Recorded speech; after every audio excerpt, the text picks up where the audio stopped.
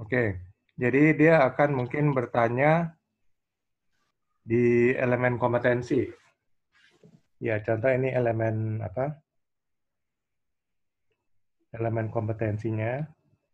Atau dia akan bertanya di yang lebih spesifik, yaitu kriteria unjuk kerja. Nah, jadi mungkin dia akan mulai bertanya, coba jelaskan saya tentang apa scaffolding. Nah, scaffolding itu adalah struktur sementara ya, struktur sementara yang digunakan untuk menyangga manusia dan material dalam konstruksi atau perbaikan gedung dan bangunan-bangunan besar lainnya. Biasanya peranca berbentuk satu sistem modular, ya. Jadi kayak pipa begitu, dari pipa atau tabung logam, meskipun juga dapat menggunakan bahan-bahan lainnya seperti bambu mungkin ya. Jadi struktur sementara, selesai pekerjaan itu dilakukan, maka struktur sementara ini juga akan dibongkar gitu. Nah, di sini kita ada 8 unit kompetensi. 8 atau 9 ya, saya lupa.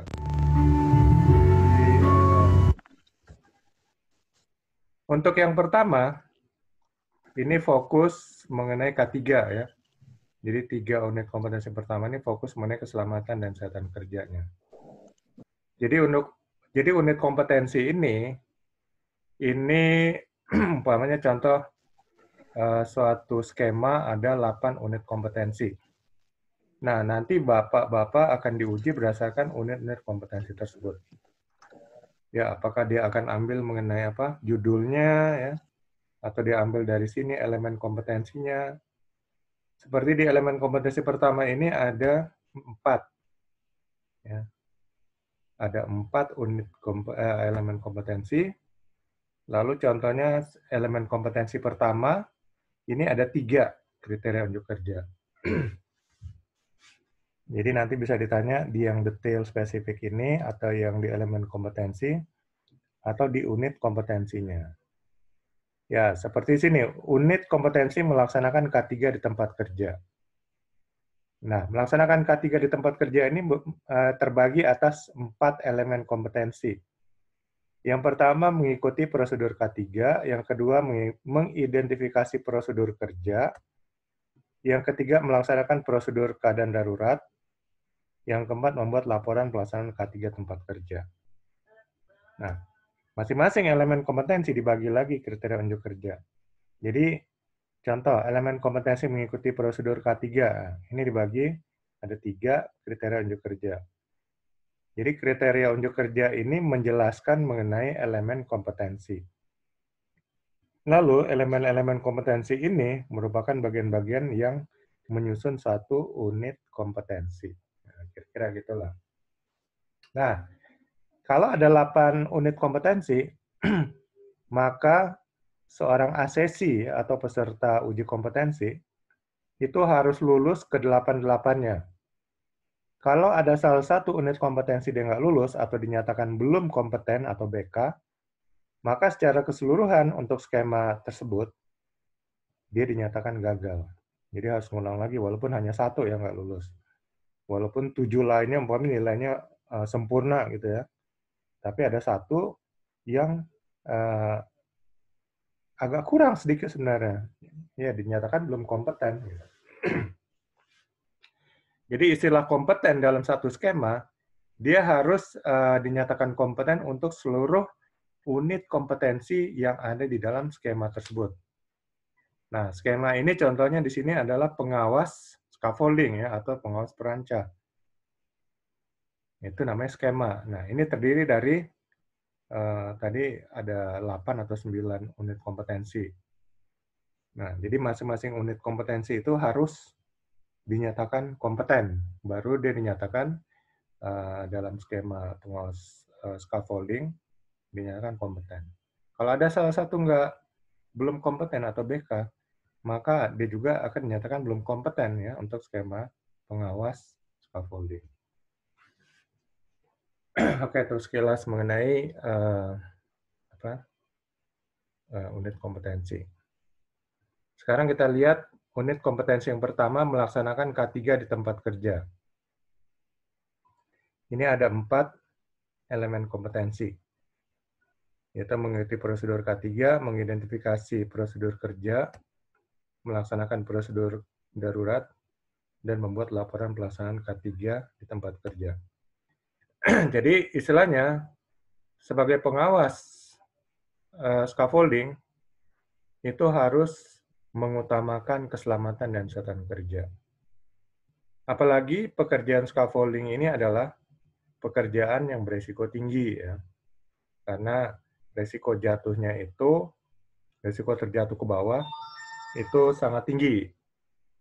Sehingga harus benar-benar sebagai pengawas, itu harus memastikan bahwa struktur daripada scaffolding ini sudah benar, ya.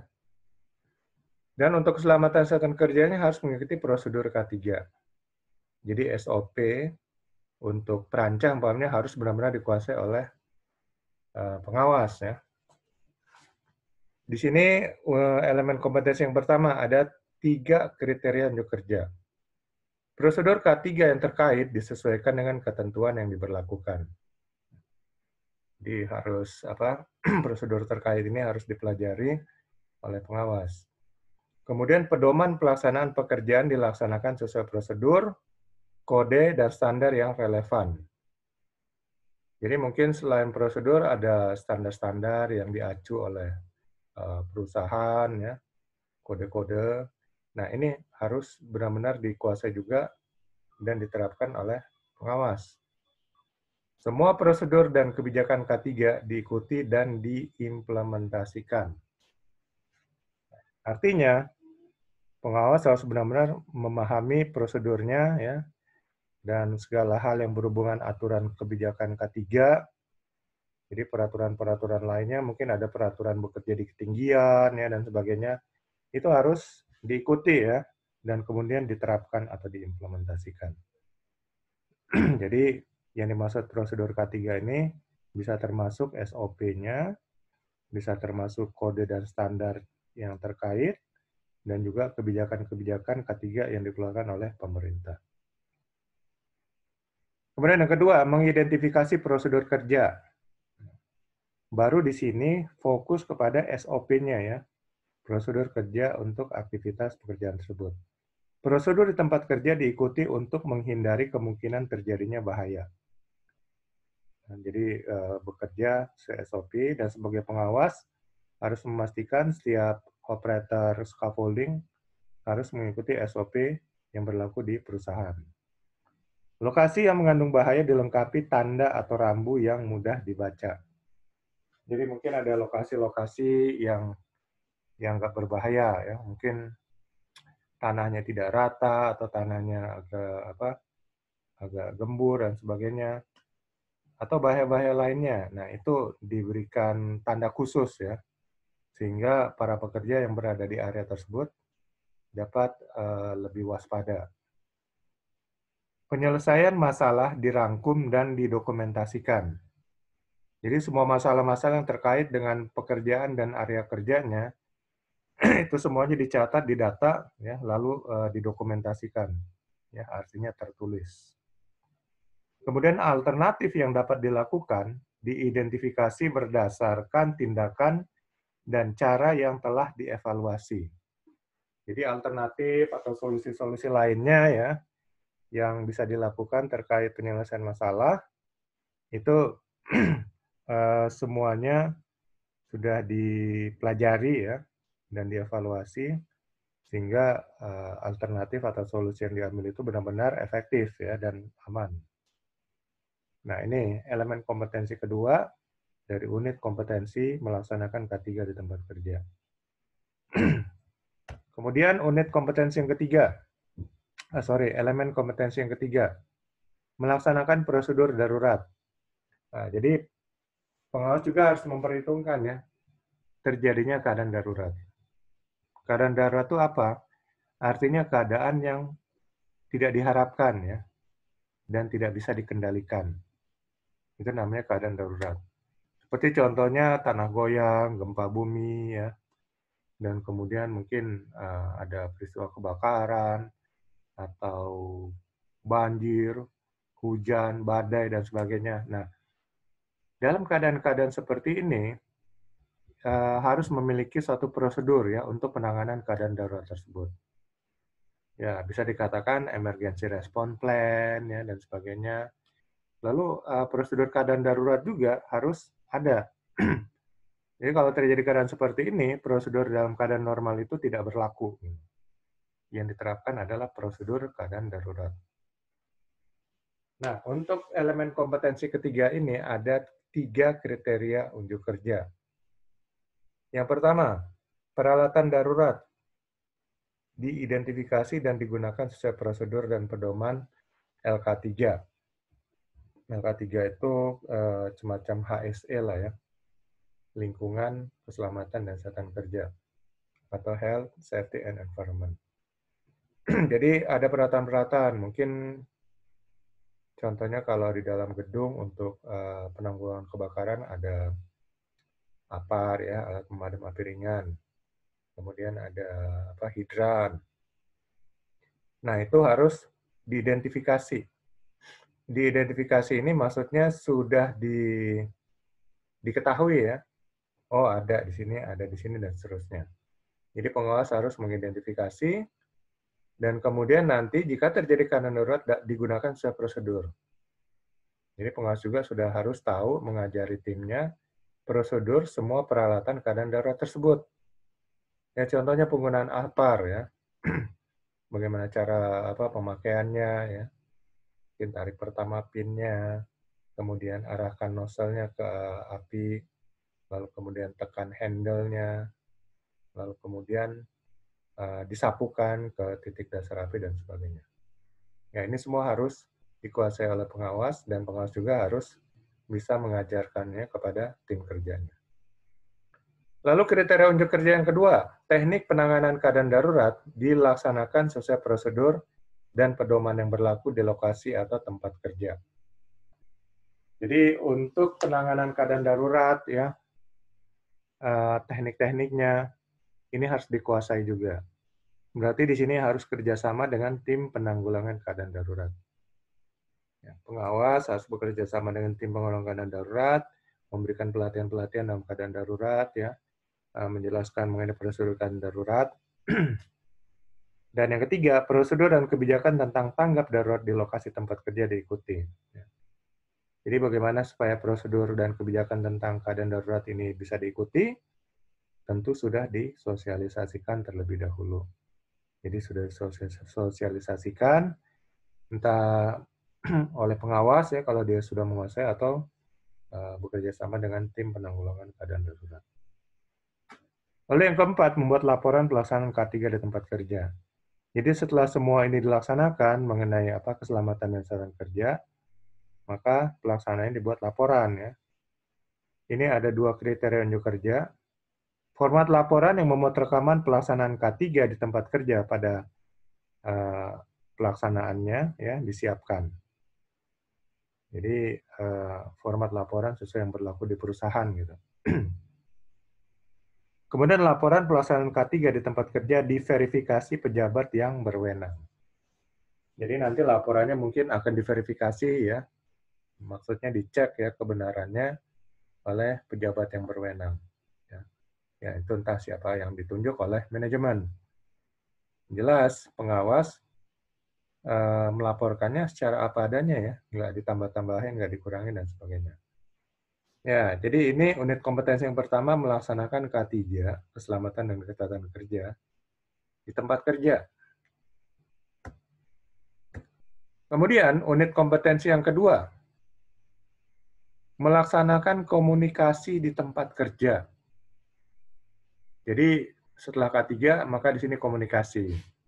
Kenapa komunikasi ini dimasukkan dalam satu unit kompetensi? Karena biasanya kecelakaan kerja itu akibat komunikasi yang buruk, akibat miskomunikasi, akibat tidak dikomunikasikan. Ya, itu tidak dikomunikasikan sama aja komunikasi yang buruk ya. Nah, itulah sebabnya komunikasi ini dianggap cukup penting. Bahkan sangat penting ya. Bukan hanya di pekerjaan dengan scaffolding, tapi di seluruh area kerja. Komunikasi ini menjadi bagian yang tidak terpisahkan dan menjadi bagian yang dianggap sangat menentukan ya, bagaimana pelaksanaan pekerjaan itu bisa berjalan dengan aman dan selamat. Nah, unit kompetensi yang kedua ini ada 3 elemen kompetensi. 3 ya. Ini sebenarnya saya langsung copy paste dari KKNI-nya. Nah, dari sananya salah nih, harusnya 3. Yang pertama, memilih prosedur komunikasi. Yang kedua, melaksanakan informasi. Yang ketiga, membuat laporan pelaksanaan komunikasi di tempat kerja. Nah, elemen kompetensi yang pertama, memilih prosedur komunikasi. Ini ada 2 kriteria unjuk kerja. Yang pertama, teknik komunikasi yang tepat dapat dipilih melalui telepon, tatap muka, kode, laporan tertulis, dan sketsa atau gambar. Ya, ini teknik komunikasinya ada macam-macam, bisa lewat telepon, ya, bisa langsung ketemu, ya, kemudian lewat kode-kode. Kalau mungkin pekerja sedang di atas scaffolding, nggak mungkin langsung pakai telepon atau tatap muka atau teriak-teriak, mungkin pakai kode ya, karena jaraknya jauh umpamanya.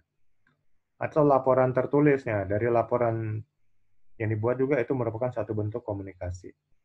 Atau dari sketsa atau gambar. Ya. Gambar bagaimana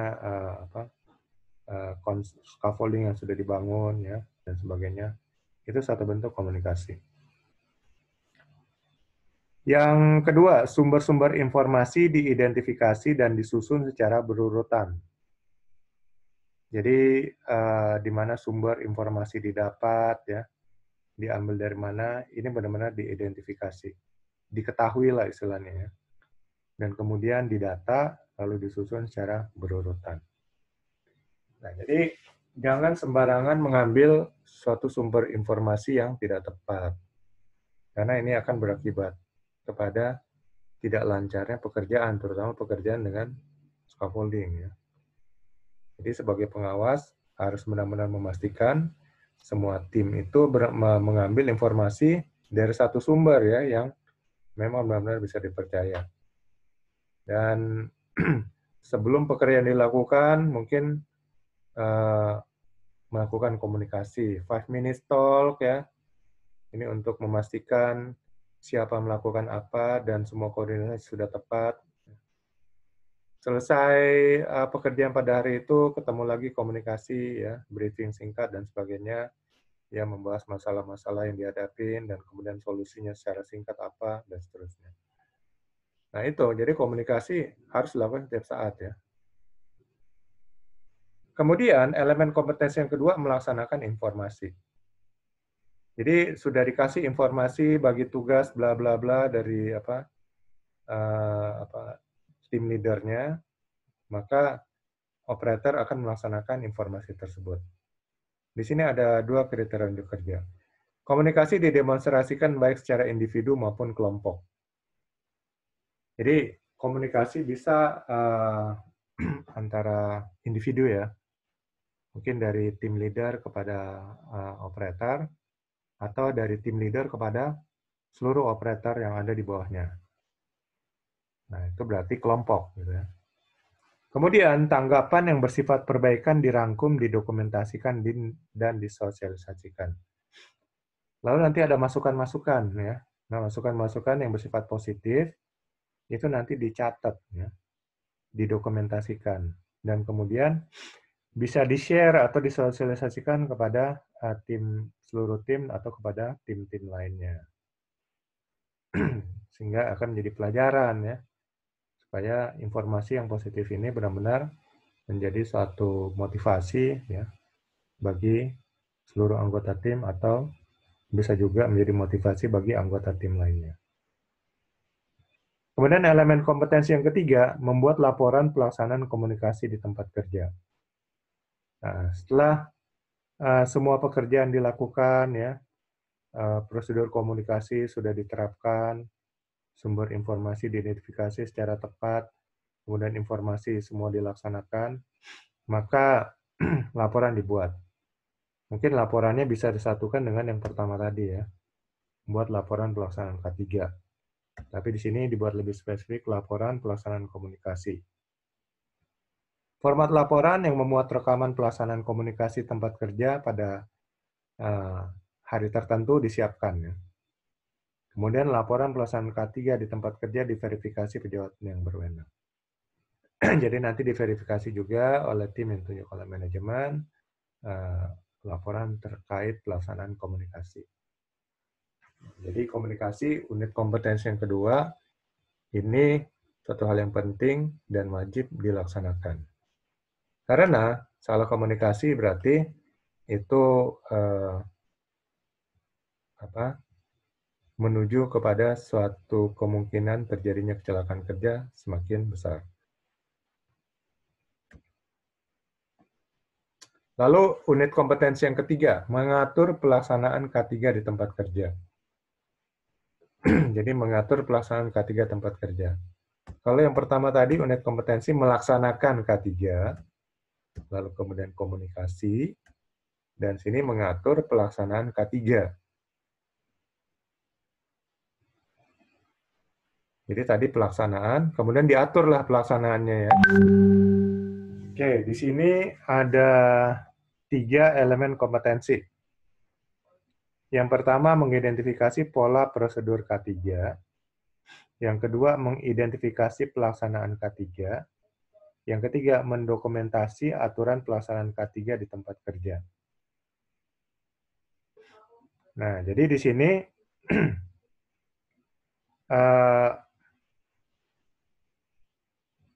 lebih spesifik ya, lebih spesifik bagaimana keselamatan dan kesehatan kerja itu berjalan ya dan dilaksanakan. Untuk elemen kompetensi yang pertama elemen kompetensi pertama ini mengidentifikasi pola prosedur K3. Ada 3 kriteria unjuk kerja. Yang pertama, terjadinya penyimpangan dan pelanggaran K3 dipertimbangkan dari segala aspek sebab dan akibat. Jadi sebagai pengawas harus memperhatikan apakah ada penyimpangan-penyimpangan, anomali ya dan pelanggaran terhadap prosedur K3. Ya, contohnya umpamanya ada operator scaffolding yang tidak memakai full body harness. Atau ada operator scaffolding yang tidak mengencangkan antara sambungan untuk bagian-bagian scaffolding itu dengan baik. Nah, saat dicek, diawasi oleh ini harus diinvestigasi kenapa bisa seperti ini. Jadi jangan biarkan penyimpangan dan anomali-anomali itu terjadi. Karena akan ada penyimpangan dan pelanggaran-pelanggaran selanjutnya. Jadi harus segera diinvestigasi siapa yang melakukan ini dan kenapa dia melakukan hal tersebut. Ya. Kemudian yang kedua, prosedur K3 dijelaskan dan didemonstrasikan. Jadi semua prosedur yang berhubungan dengan keselamatan kerja itu semua dijelaskan ya, oleh tim leader dan juga oleh pengawas, dan kemudian diberi contoh, didemonstrasikan. Karena operator mungkin mereka kalau hanya dijelaskan dengan kata-kata, bisa aja masuk telinga kiri, keluar telinga kanan. Tapi kalau dipraktekkan, mereka akan coba praktekkan, dan kalau salah itu bisa diperbaiki. Kemudian contoh pelanggaran K3 diperlihatkan melalui audiovisual. Jadi mungkin penyimpangan-penyimpangan, pelanggaran-pelanggaran aturan K3 itu bisa dibuat film dan kemudian diperlihatkan melalui film yang ada. Ya, ini mungkin bisa dimasukkan dalam satu program safety talk ya. Safety talk mungkin seminggu atau 2 minggu sekali. Hal ini untuk menambah awareness ya dan motivasi K3 agar para operator scaffolding ini benar-benar tingkat kewaspadaannya dan kemudian penurutannya terhadap aturan K3 itu tinggi. Ya, ini pola prosedur K3. Jadi ada pola-pola yang menyimpang itu harus segera di-cut. Karena kalau tidak di-cut langsung, itu akan terulang lagi dan kemudian menjalar ke yang lain. Yang kedua, mengidentifikasi pelaksanaan K3. Di sini ada 2 kriteria unjuk kerja. Penyimpangan dan pelanggaran K3 diidentifikasi. Ya, maksudnya diketahui ya dengan jelas diidentifikasi. Yang kedua, tindakan yang diperlukan apabila terjadi penyimpangan pelaksanaan prosedur K3 diidentifikasi. Kemudian bagaimana antisipasinya ya, dan bagaimana tindakan terhadap penyimpangan tersebut. Nah, ini yang penting. Jadi jangan biarkan penyimpangan yang terjadi itu ditoleransi. Karena kalau bicara K3, tidak ada toleransi. No tolerance, zero tolerance. Karena kalau ditoleransi, akan terjadi lagi, dan kemudian akan menjalar ya. Istilahnya akan berjangkit kepada pekerja lainnya. Gitu. Seperti penyakit menular jadinya. Akibatnya ya siap-siap aja kecelakaan beruntun akan terjadi. Nah, ini yang penting ya. Karena kita bicara mengenai pelaksanaan pekerjaan dengan scaffolding, suatu pekerjaan berisiko tinggi. Ya, risiko jatuh. Jadi zero tolerance untuk hal-hal yang menyimpang dari K3. Kemudian elemen kompetensi ketiga, mendokumentasi aturan pelaksanaan K3 di tempat kerja. Jadi aturan-aturan K3 itu benar-benar tertulis. Mungkin ada golden rule-nya, ya. Lalu kemudian SOP, JSA, semuanya tertulis, kemudian disosialisasikan dengan efektif kepada seluruh pekerja. Nah, di sini ada 2 kriteria unjuk kerja. Aturan pelaksanaan K3 di tempat kerja disusun dalam bentuk dokumen, ya, tertulis. Kemudian aturan pelaksanaan K3 di tempat kerja diverifikasi oleh pejabat yang berwenang. Jadi dicek lagi nanti oleh orang yang ahli, ya, bagaimana pelaksanaan K3 itu, aturan-aturannya, ya, agar K3 ini benar-benar menjadi hal yang terutama ya dalam pelaksanaan pekerjaan, terutama pekerjaan dengan scaffolding.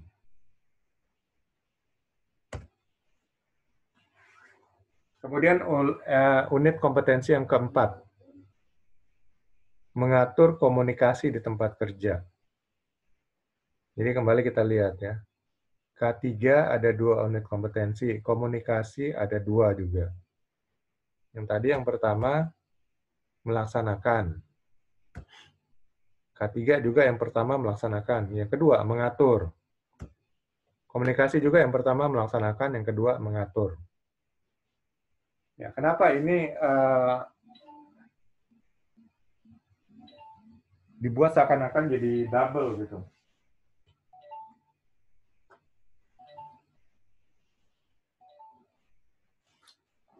Kenapa dibuat seakan-akan jadi double? Ya, berarti memang hal-hal yang sering terjadi, penyimpangan yang terjadi dalam pekerjaan dengan scaffolding adalah mengenai keselamatan dan kesehatan kerjanya. Sering terjadi penyimpangan, makanya harus benar-benar dilaksanakan dan kemudian diatur. Itu juga komunikasi ya. Sering terjadi komunikasi yang buruk, sehingga komunikasi yang efektif itu harus dilaksanakan dan kemudian diatur. Nah, mengatur komunikasi di tempat kerja ada 3 elemen kompetensi. Yang pertama, mempersiapkan sarana komunikasi. Yang kedua, mengidentifikasi proses komunikasi. Yang ketiga, mendokumentasi aturan pelaksanaan komunikasi di tempat kerja. Yang pertama, mempersiapkan sarana komunikasi. Ada 3 kriteria unjuk kerja. Jenis sarana komunikasi dipilih sesuai dengan kondisi yang tepat. Ya. Tadi ada yang pakai telepon, ya, diskusi komunikasi langsung. Mungkin nanti ada yang pakai handy talkie dan sebagainya. Ada yang pakai kode, ada pakai gambar dan sebagainya. Nah, mungkin dipilih sesuai dengan kondisi yang tepat ya. Kalau kondisinya mungkin berdekatan, bisa mungkin diskusi langsung. Kalau jauh bisa menggunakan HP atau handy talkie. Kalau dalam jarak pandang, tapi yang satu di atas, satu di bawah, mungkin bisa pakai kode. Jadi nanti disesuaikan aja. Yang kedua, tanda atau rambu sebagai sarana komunikasi dirancang sesuai dengan kebutuhan di area pekerjaan dan ditunjukkan fungsi dan kegunaannya. Lalu ada rambu-rambu mungkin area yang berbahaya, rambu-rambu dilarang dilarang naik bagi yang bukan pekerja angkutan dan sebagainya. Nah, itu merupakan bagian dari sarana komunikasi. Baik dengan sesama pekerja maupun dengan orang lain ya yang mungkin lewat. Ini harus benar-benar dirancang sesuai dengan kebutuhan ya di area pekerjaan. Kemudian yang ketiga, prosedur komunikasi dibuat tertulis yang mudah dipahami oleh semua pihak dan dijelaskan kepada kelompok kerja sebelum melakukan pekerjaan. Prosedur komunikasi dibuat tertulis. Ya, jadi SOP untuk komunikasi dibuat tertulis ya. Sehingga nanti mungkin akan disosialisasikan dengan lebih mudah, bisa dibagi-bagikan dalam bentuk tertulis dan sebagainya. Nah, ini mempersiapkan sarana komunikasi. Yang kedua, mengidentifikasi proses komunikasi. Ya, setelah sarananya disiapkan, prosesnya kemudian diperhatikan. Di sini ada 2 kriteria unjuk kerja. Monitoring kegiatan pelaksanaan pekerjaan diikuti secara rutin atau periodik. Ya, jadi monitoring. Nah, ini memang tugas pengawas ya, untuk memonitoring semua kegiatan pelaksanaan pekerjaan ya, secara rutin. Kemudian yang kedua, kegiatan pelaksanaan pekerjaan yang menyimpang dari prosedur komunikasi segera didiskusikan dan dibuat pola yang tepat. Jadi kembali di sini ya. Di sini penyimpangan dari prosedur komunikasi. Kalau tadi penyimpangan dalam hal K3.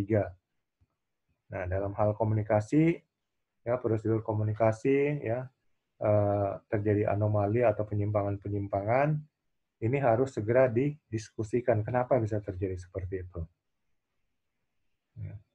Kenapa bisa terjadi dan kemudian solusinya sehingga didapatkan satu pola yang tepat untuk komunikasi.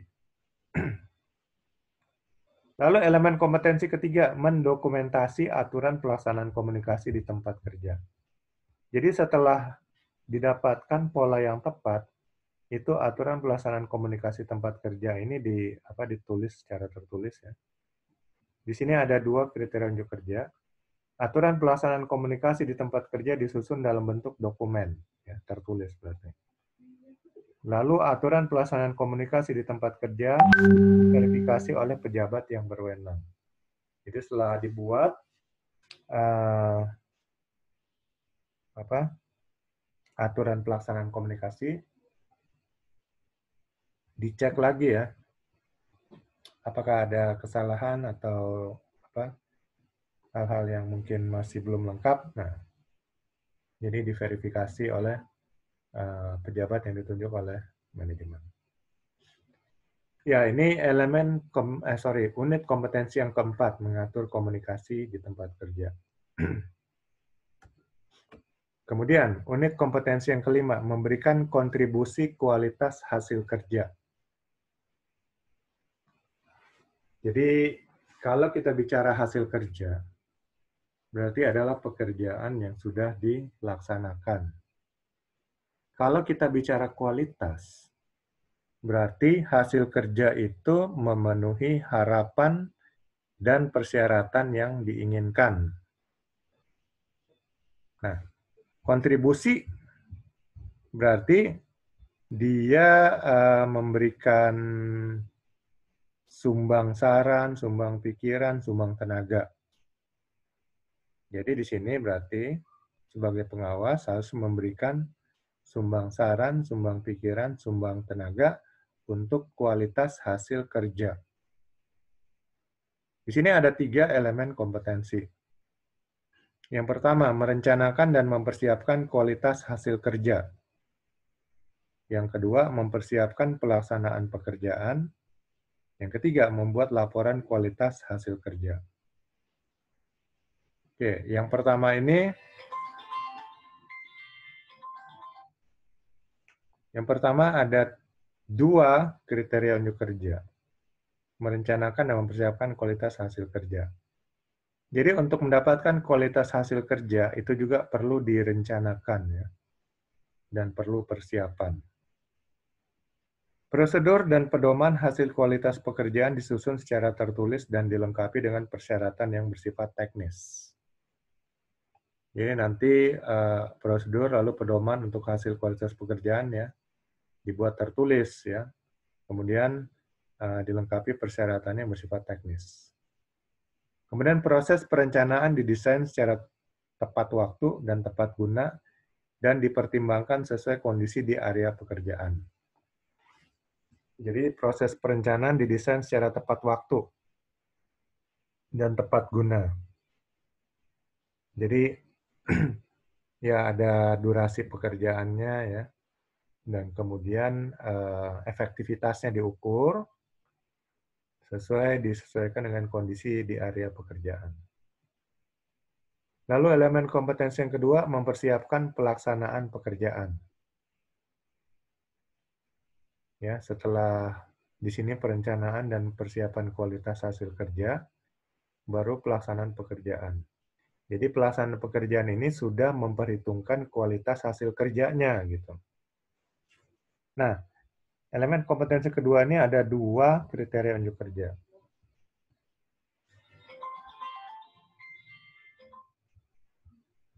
Yang pertama, peninjauan ulang lokasi kerja dilaksanakan kembali sebagai proses pekerjaan persiapan ya. Jadi ditinjau lagi ya, survei lagi tempat area pekerjaan. Kemudian data-data pemakaian bahan diidentifikasi sesuai penggunaan. Jadi nanti juga mendata nih, kira-kira bahan yang akan digunakan, ya, berapa banyak dan sebagainya. Nah, berarti ini persiapan pelaksanaan pekerjaan. Jadi apa-apa saja bahan yang digunakan, kemudian jumlahnya dan sebagainya. Nah, nanti disiapkan sesuai dengan hasil perhitungannya. Yang ketiga, membuat laporan kualitas hasil kerja. Setelah itu, kualitas hasil kerja ini akan dilaporkan. Di sini ada 2 kriteria unjuk kerja. Laporan hasil kerja dibuat tertulis dan didokumentasikan. Ya. Jadi dibuat laporan tertulis. Kemudian laporan hasil kerja dibuat kesimpulan dengan mempertimbangkan terhadap prosedur sistem mutu dan spesifikasi teknis. Jadi dari laporan hasil kerja itu mempertimbangkan mengenai prosedur sistem mutu dan spesifikasi teknis. Ya, kalau sistem mutu berarti persyaratan-persyaratan ya dan persyaratan dan harapan yang diharapkan dari pekerjaan tersebut. Kemudian spesifikasi teknis, nah ini berhubungan dengan hal-hal teknis ya, standar dan code ya mungkin. Jadi harus dikuasai oleh pengawas juga ya. Standar-standar ya, kemudian aturan-aturan, regulasi nasional ya untuk pekerjaan dengan scaffolding. Sehingga dalam laporan hasil kerja dibuat kesimpulan ya dengan mempertimbangkan semua hal tersebut ya, sistem mutu dan spesifikasi teknis.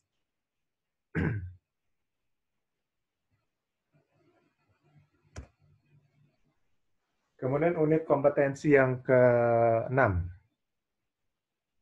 Memeriksa gambar kerja scaffolding. Ya, di sini sudah spesifik masuk kepada scaffolding. Yang pertama, memeriksa gambar kerja. Di sini ada 3 elemen kompetensi. Yang pertama, membaca gambar kerja. Kedua, menyempurnakan gambar kerja. Tiga, memverifikasi atau menyetujui gambar kerja. Jadi sebelum pembangunan scaffolding, tentu dibuat gambarnya dulu. Ya. Dalam setiap perencanaan selalu dibuat gambar, sehingga dengan gambar ini bisa terangkum perencanaannya sebenarnya. Jadi bagaimana desain scaffolding yang akan dibangun, ya. Kemudian luas area tempat scaffolding akan didirikan dan sebagainya, itu nanti dibuat dalam suatu bentuk gambar kerja. Nah, membaca gambar kerja ini ada 2 kriteria unjuk kerja. Simbol pada gambar kerja dapat diidentifikasi dan disesuaikan standar normalisasi. Jadi dipakai standar-standar yang berlaku secara normal ya atau secara umum. Kemudian gambar kerja ditunjukkan dengan pihak pengguna untuk dikonfirmasikan. Jadi nanti akan dilibatkan juga ya usernya. Sehingga usernya juga selain oleh kontraktor yang membangunnya, ini bersama-sama melihat ya gambar kerja apakah sudah sesuai dengan harapan dan persyaratan yang diinginkan. Kemudian elemen kompetensi yang kedua, menyempurnakan gambar kerja. Ya, jadi kalau masih ada harapan dan persyaratan yang belum terpenuhi dari gambar kerja yang diusulkan itu, nah, mungkin akan diberikan masukan-masukan. Ya. Di sini ada 2 kriteria unjuk kerja. Perubahan gambar kerja disesuaikan dengan permintaan pengguna ya, usernya. Lalu gambar kerja yang sudah diperiksa, dirubah dan direvisi sesuai keinginan pengguna. Jadi kalau ada revisi, ya masih belum sesuai dengan keinginan dari user, maka itu nanti akan dirubah sesuai dengan keinginan, ya harapan dan persyaratan dari user. Di sini kita bicara mutu ya, sesuai dengan keinginan pengguna. Kalau sudah sesuai di sini, berarti ini nggak perlu lagi ya, langsung ke sini. Yang ketiga, memverifikasi atau menyetujui gambar kerja. Di sini ada 2 kriteria unjuk kerja.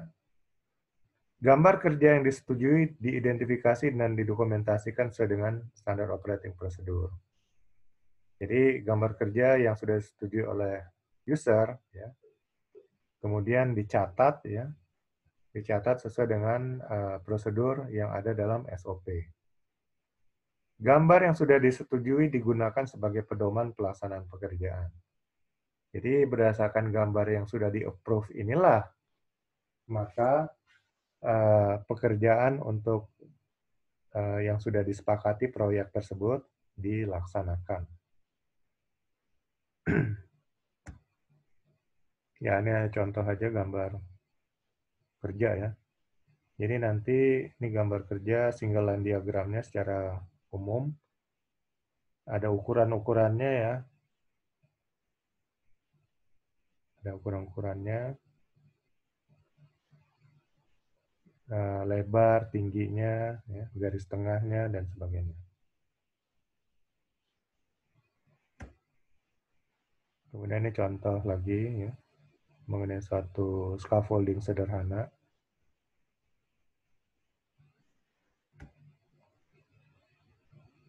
Nah, sini ada gambar-gambar part-partnya dari scaffolding itu. Ya, seperti binding fixture, ya untuk klem pengikatannya ya.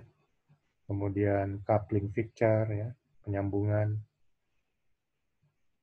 Fixed base fixture ya, untuk di fondasi.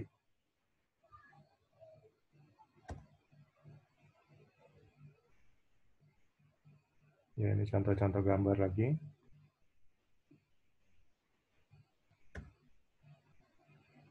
Contoh-contoh partnya.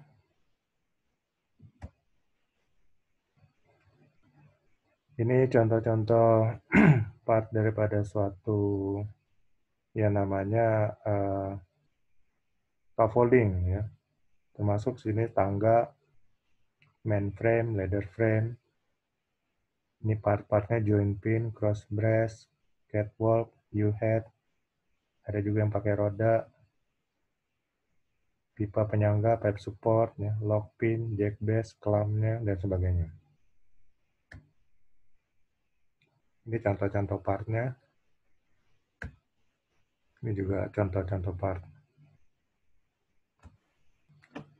Kemudian elemen unit kompetensi yang ketujuh, mengidentifikasi desain scaffolding. Nah, di sini ada 3 elemen kompetensi. Yang pertama, melaksanakan identifikasi perhitungan kekuatan scaffolding. Yang kedua, melaksanakan identifikasi jenis dan jumlah bahan scaffolding.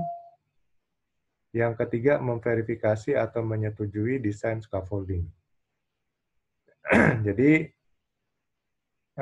identifikasi dulu ya, perhitungan kekuatan scaffolding. Kemudian jenis dan bahan, jumlah bahan scaffoldingnya.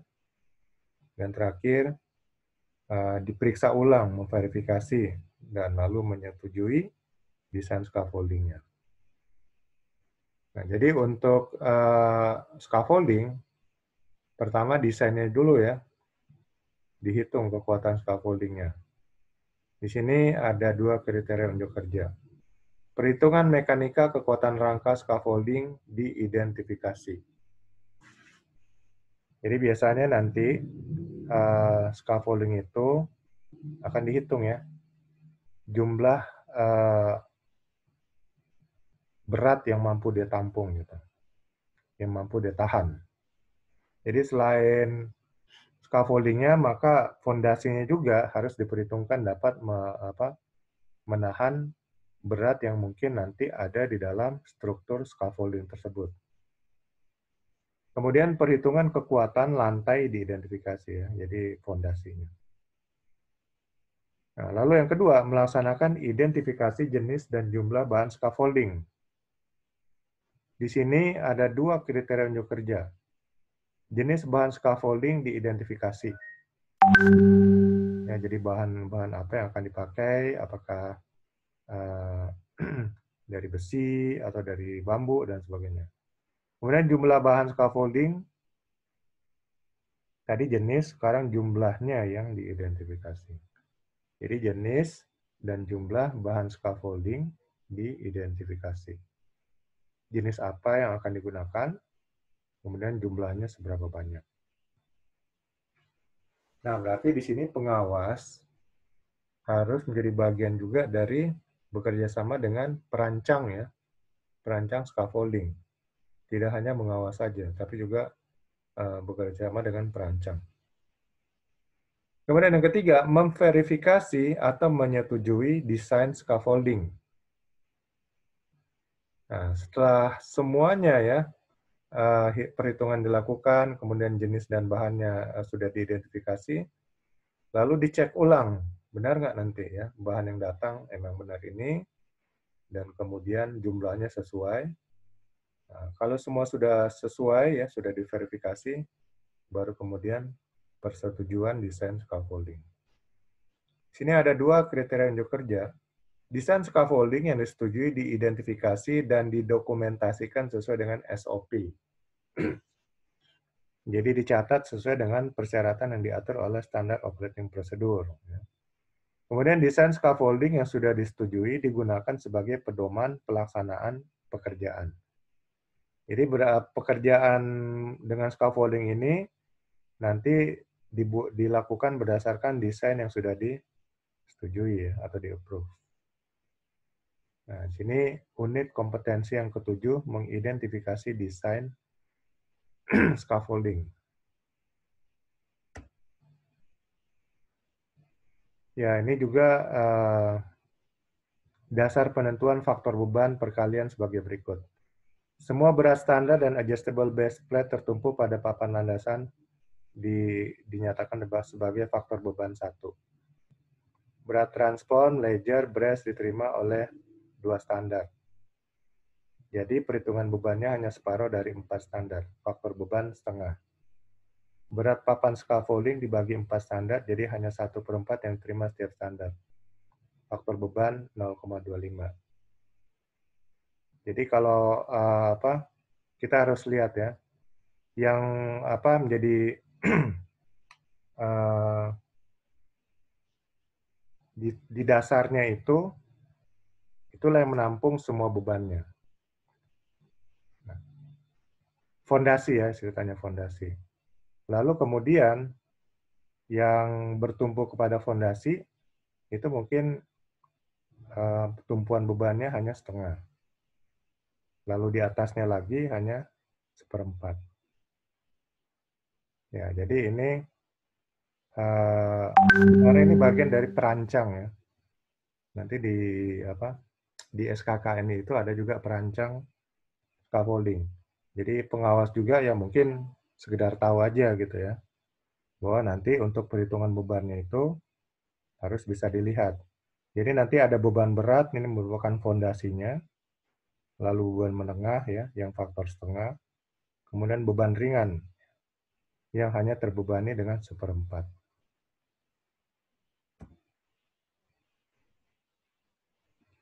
Kemudian ada 3 jenis scaffolding ya, tiang untuk bahan pembuatannya. Ada yang terbuat dari bambu. Bambu masih digunakan untuk scaffolding tiang karena mudah didapat, kuat, dan murah. Cuman untuk sekarang mungkin sudah jarang ya dari bambu. Sekarang kebanyakan dari besi. Ada juga antara gabungan dari bambu dan konsol besi. Oke, sekarang kita ke elemen kompetensi ke-8. Mengidentifikasi jadwal pelaksanaan scaffolding. Jadi setelah desain disetujui, maka pengawas tinggal mengatur jadwal pelaksanaan bersama dengan pelaksana untuk pendirian daripada scaffolding ini. Di sini ada 3 elemen kompetensi. Yang pertama, melaksanakan identifikasi waktu persiapan. Yang kedua, melaksanakan identifikasi waktu pengerjaan. Yang ketiga,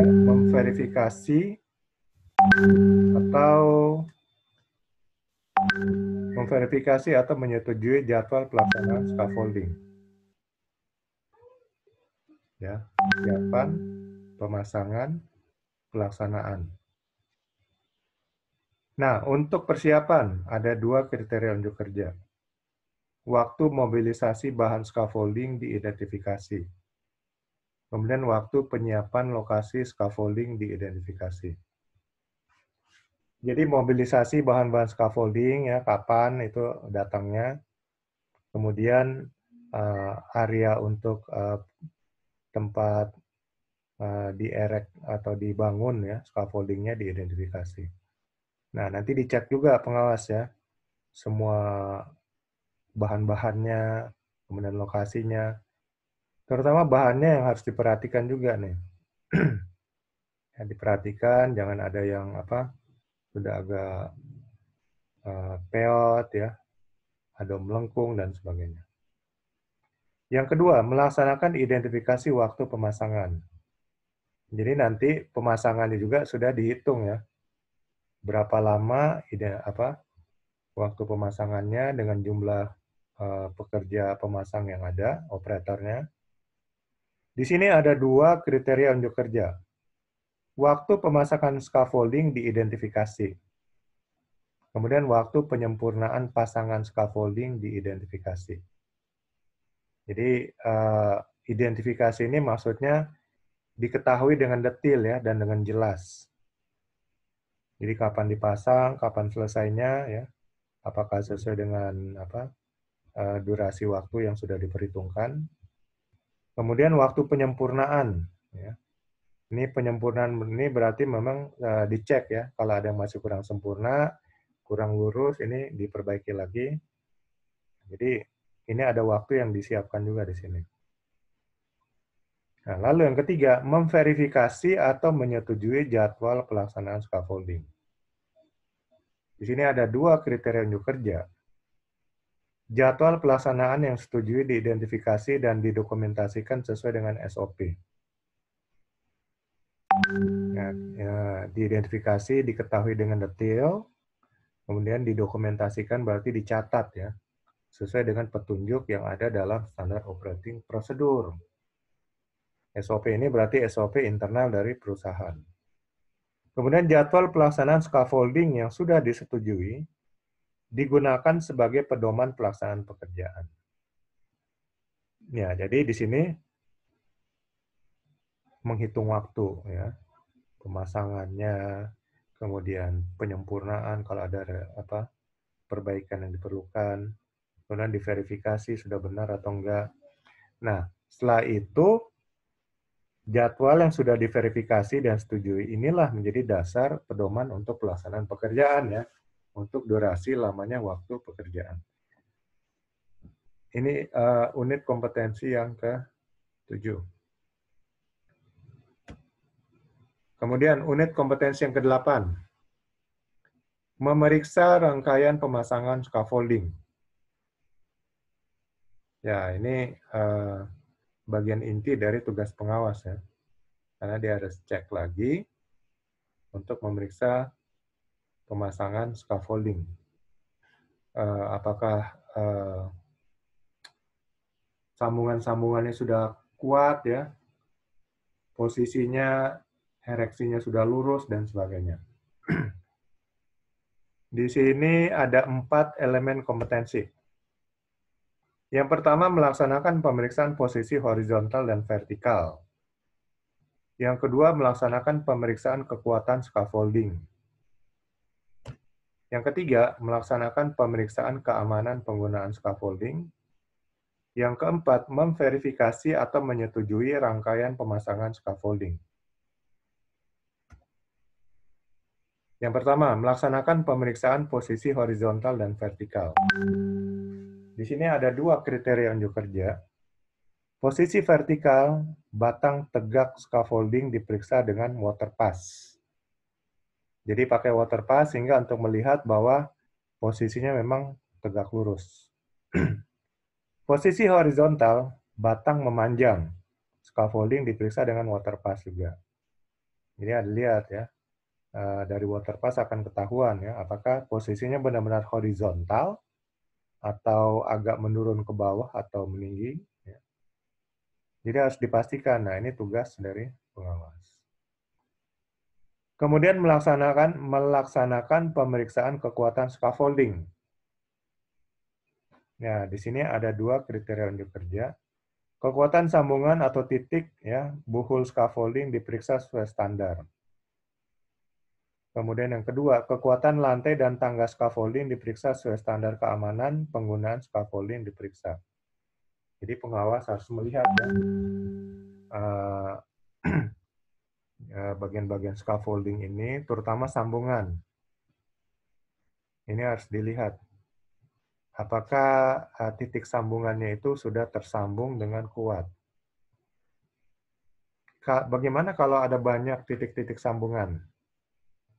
Harus dicek kalau bisa satu persatu semuanya ya. Ini kita bicara keselamatan. Jadi nggak bisa, oh ini ada 1000 sambungan. Saya ambil sampelnya mungkin 10%. Nggak bisa ya. Jadi semuanya harus dicek satu-satu. Yang untuk memastikan bahwa sambungan itu sudah benar ya dan kuat. Kemudian fondasinya atau kekuatan lantai di scaffolding ini sudah diperiksa. Yang sampai ereksi dari scaffoldingnya ya sudah benar, sudah kuat sambungan-sambungannya, lantainya nggak kuat menahan bebannya nanti.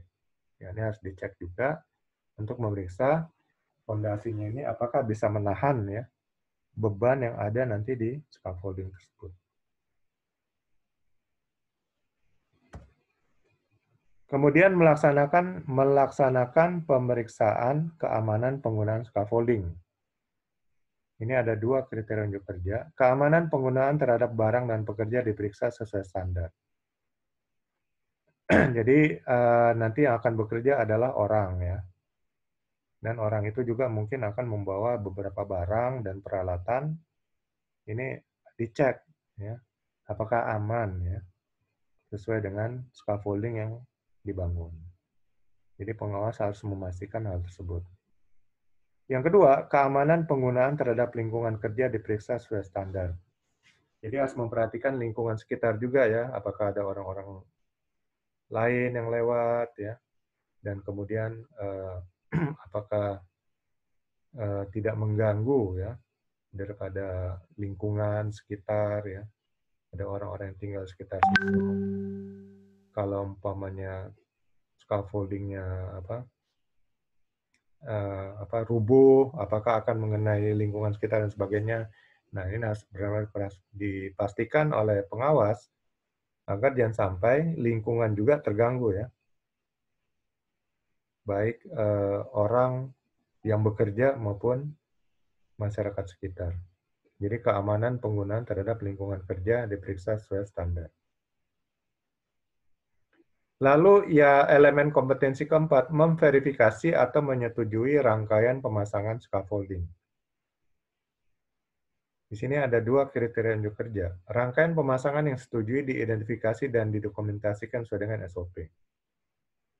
Jadi semua pemasangan, sambungan-sambungan yang sudah disetujui itu dicatat ya sesuai dengan standar yang berlaku dalam perusahaan. Kemudian rangkaian pemasangan scaffolding yang sudah disetujui digunakan sebagai pedoman pelaksanaan pekerjaan.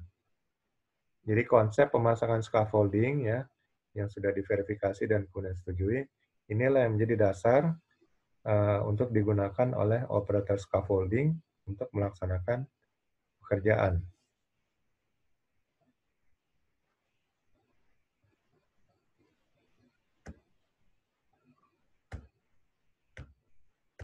Ya, nanti di scaffolding juga ada tag ya. Tanda yang berisi informasi-informasi.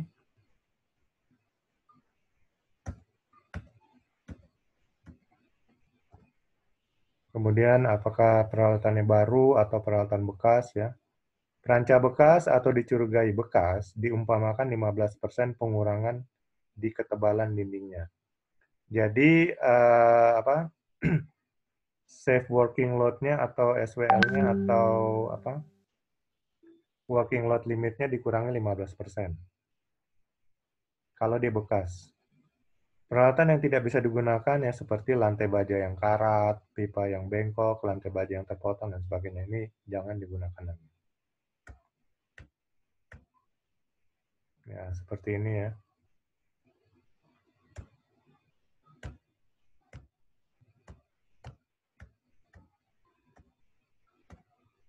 Ya, ini harus diperiksa sebelum dipasang dan sebelum digunakan. Jika peralatan digunakan dalam waktu yang lama, peralatan bisa rusak dan dari waktu ke waktu pemeriksaan harus dilakukan. Contohnya di atas air atau di area yang kandungan garamnya tinggi, ya tentu akan menyebabkan terjadinya perkaratan. Setiap peralatan harus diperiksa minimal 7 hari sekali. Ya. Jangan hanya awal pekerjaan dan akhir pekerjaan aja.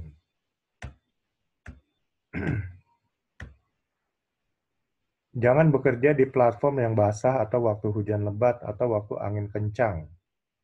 Semua personel harus bertanggung jawab untuk penjagaan dan pemeliharaan perancah waktu bekerja.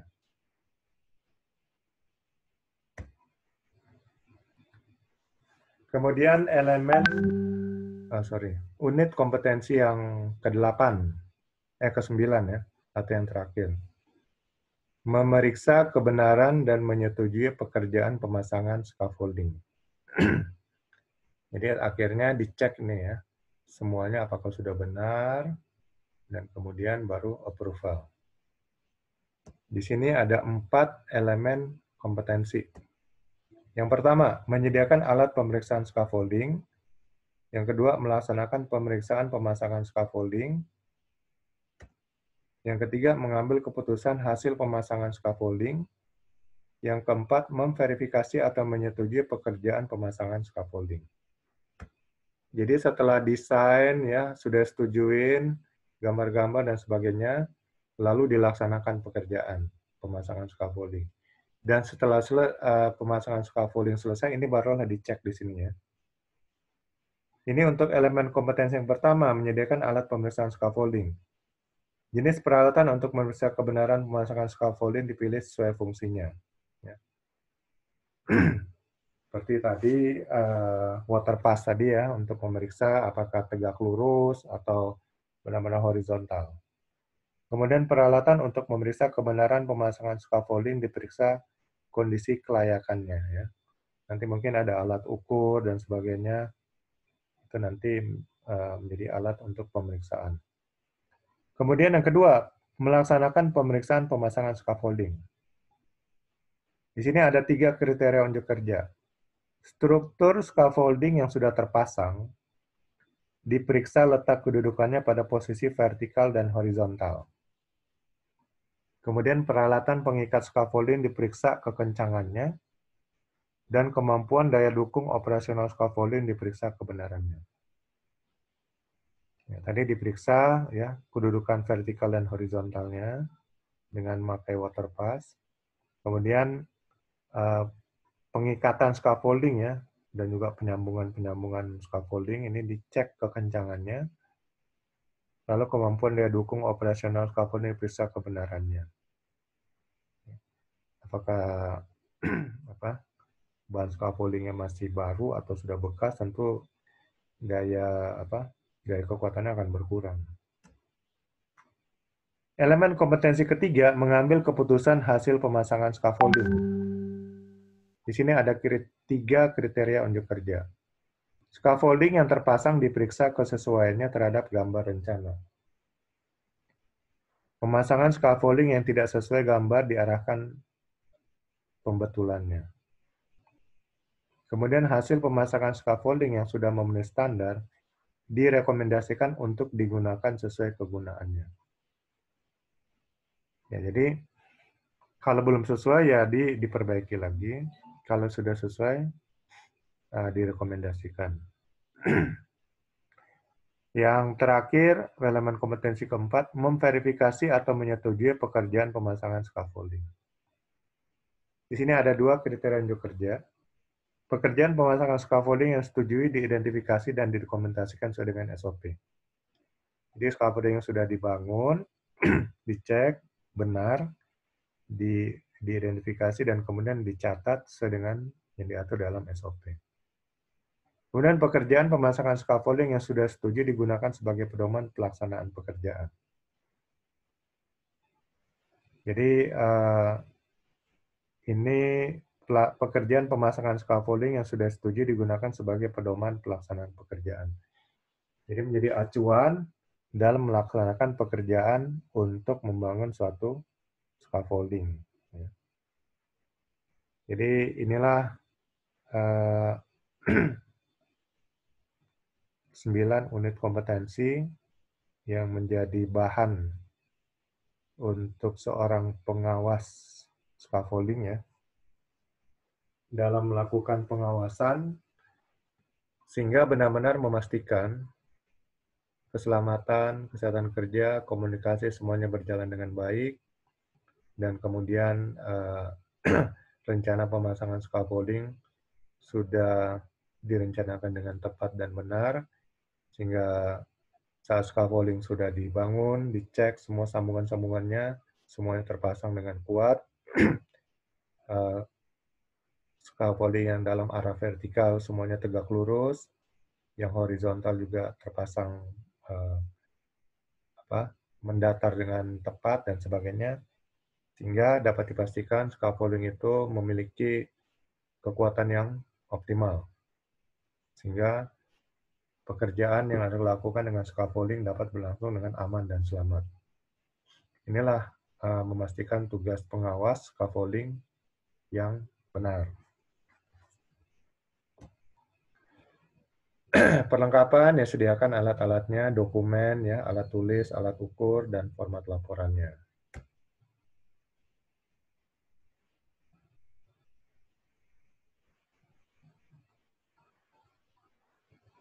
Ya, itu Bapak-Bapak mengenai SKKNI yang nanti akan digunakan sebagai bahan untuk menguji ya, apakah Bapak-Bapak kompeten sebagai pengawas scaffolding. Jadi nanti asesor tidak akan jauh atau menyimpang daripada SKKNI untuk menguji bahwa Bapak apakah kompeten atau belum kompeten ya sebagai pengawas. Oke, mungkin silakan ada yang ingin tanyakan terkait dengan SKKNI yang sudah kita bahas.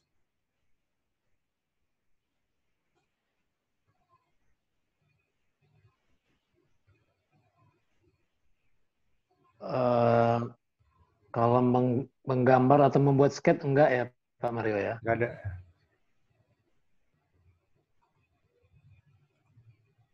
Jadi hanya kisi-kisinya hanya yang 9 elemen kompetensi ini aja Pak ya? Ya, nggak jauh dari sini asesor akan tanyakan gitu. Jadi 9 unit kompetensi ini harus semuanya kompeten. Kalau Bapak di 8 unit kompetensi hasilnya luar biasa sempurna, tapi 1 kurang sempurna, ya itu sama aja dinyatakan belum kompeten. Jadi untuk dinyatakan kompeten ya ada 9 unit kompetensi, 9-9-nya harus kompeten.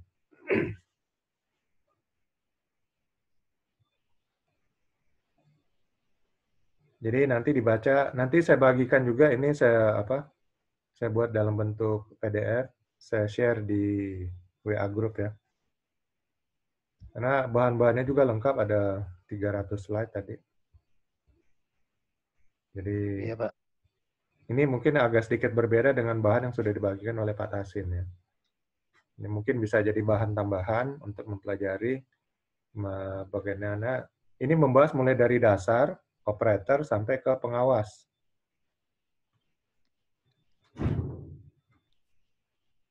Oke, Pak. Oke, mungkin besok nanti dibagikan oleh Mbak Elis di nanti malam juga mungkin ada pre-assessment ya. Pre-assessment besok mungkin jadwalnya biasa sendiri-sendiri. Jadi mungkin sejam lalu nanti gantian. Nanti diaturlah oleh Mbak Elis.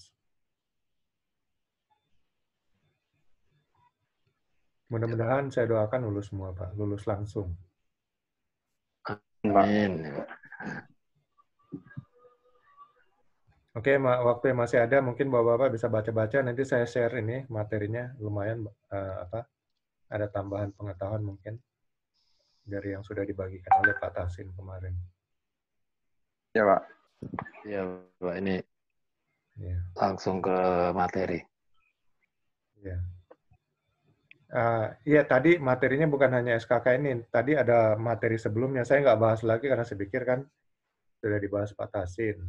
Tapi isi materinya beda dengan punya Pak Tasin. Jadi mungkin bisa jadi bahan acuan tambahan.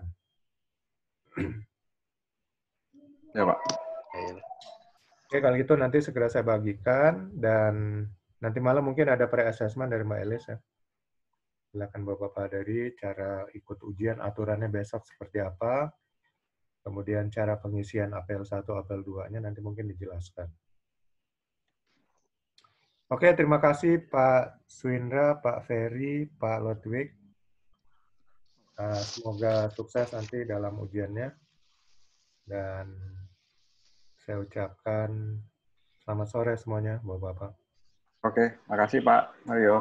Terima kasih Pak Mario, selamat sore. Sore, Pak.